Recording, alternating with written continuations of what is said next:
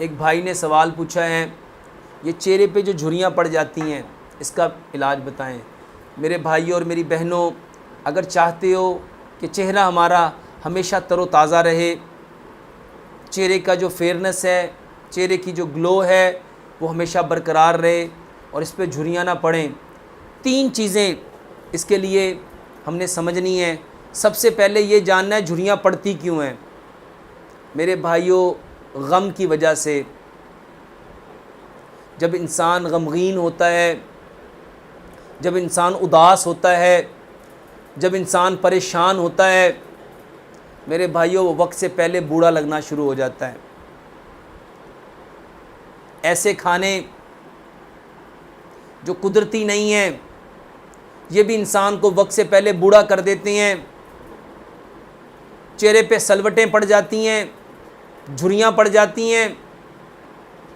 ऐसे खाने जो गैर मियारी हैं, जो गैर कुदरती हैं, इसकी वजह से मेरे भाई और मेरी बहनों, हम उम्र से पहले बुढ़ापे में चले जाते हैं।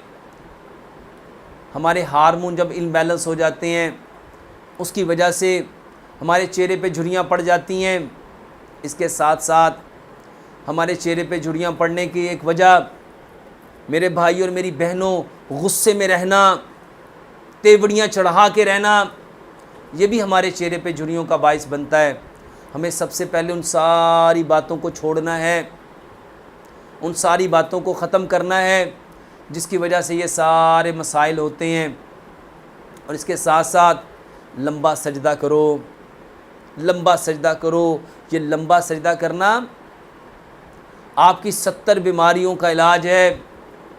ये लंबा सजदा करना हमें हमारे रब से मिलाएगा, हम अपने रब के करीब होंगे, और जितना हम अपने रब के करीब होंगे उतना हम शैतान से दूर होते जाएंगे। और बीमारी सिर्फ़ अपने रब से दूर होने का नतीजा है।